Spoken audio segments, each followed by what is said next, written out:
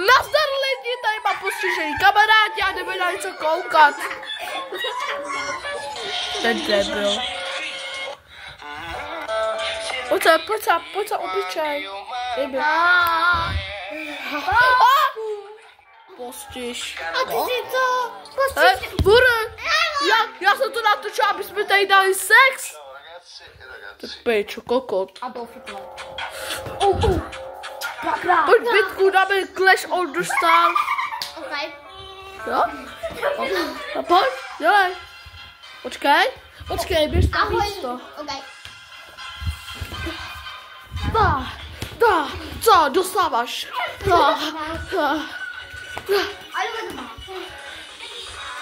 Počkej, já ti to, jo?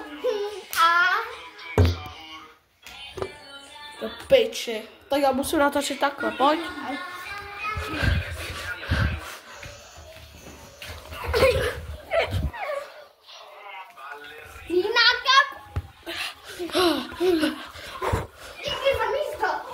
Ty kokota.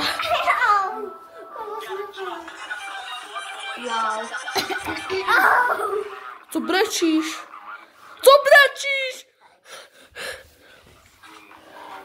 Počkej, koukni. Dostal. Ty pičo. Počkej. Mama, počkej. Máš kapesník? Mám, já sprdel.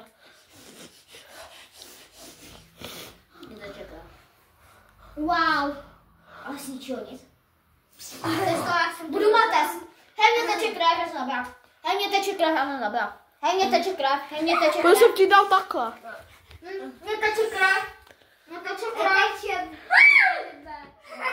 Já mám test. To by třeba co budeme mít. Škoda, že nemáš Netflix.